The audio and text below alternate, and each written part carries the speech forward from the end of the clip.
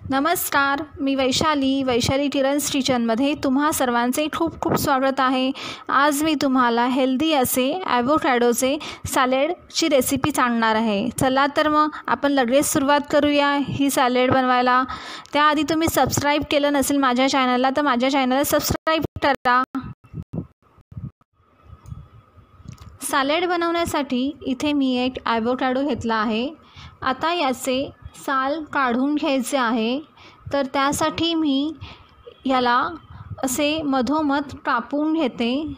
ॲवोकॅडोमध्ये एक बी असते, ही बी काढण्यासाठी अशा प्रकारे नेहमी कापायचं। तुम्ही बघू शकतात। आता मी याला असे कापून घेतलेले आहे।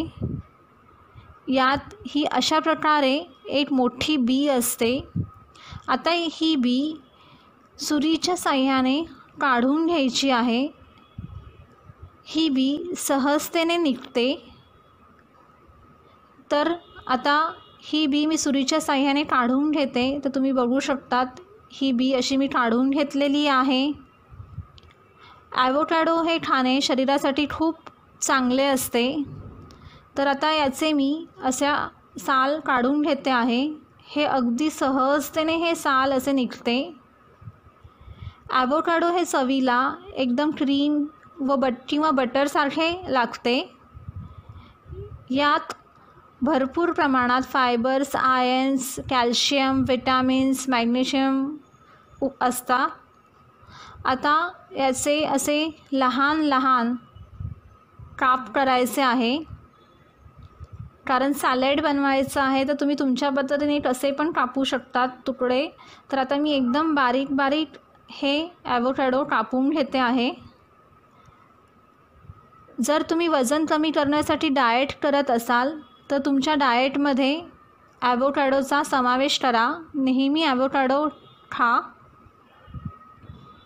ज्यांना मधुमेह म्हणजेच डायबिटीस आहे तर त्यांची शुगरसुद्धा कंट्रोलमध्ये राहते जर आहारात ॲवोकॅडोचा समावेश केला तर।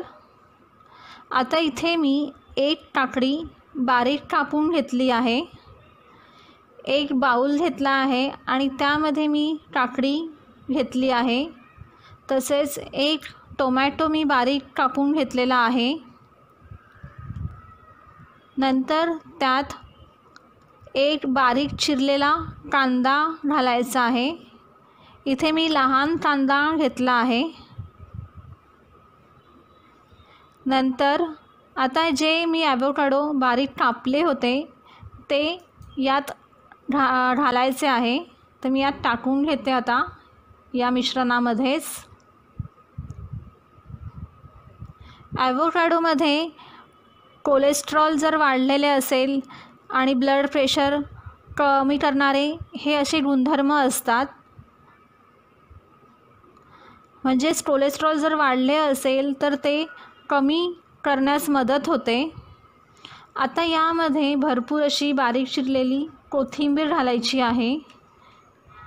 तसंच यात एक मी अर्ध लिंबू टाकते आहे, म्हणजे अर्धा लिंबाचा रस टाकायचा आहे। लिंबाचा रस टाकला ना तर खूप छान चव येते या सॅलडला। तसंच मी याच्यामध्ये 1 TSP म्हणजे 1 टीस्पून चिली फ्लेक्स टाकले आहे आणि 1 टीस्पून ऑर्गॅनो टाकलेला आहे। आता हे सगळं छानपैकी मिक्स करून घ्यायचं आहे। यामध्ये चवीनुसार मीठसुद्धा घालायचं आहे आणि हे सगळं चांगलं मिक्स करून घ्यायचं आहे। हे सॅलड खूप हेल्दी सॅलड असं आहे।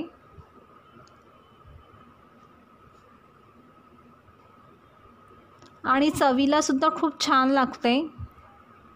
तुम्ही बघू शकतात। आता हे सॅलड आपले तयार झालेले आहे। आता मी एका प्लेटमध्ये हे सॅलड काढून घेते। तर चला तर मग तुम्हीसुद्धा ही रेसिपी नक्की करून बघा आणि तुम्हाला ही रेसिपी आवडली तर या रेसिपीला लाईक करा, शेअर करा आणि माझ्या या चॅनलला नक्की सबस्क्राईब करा.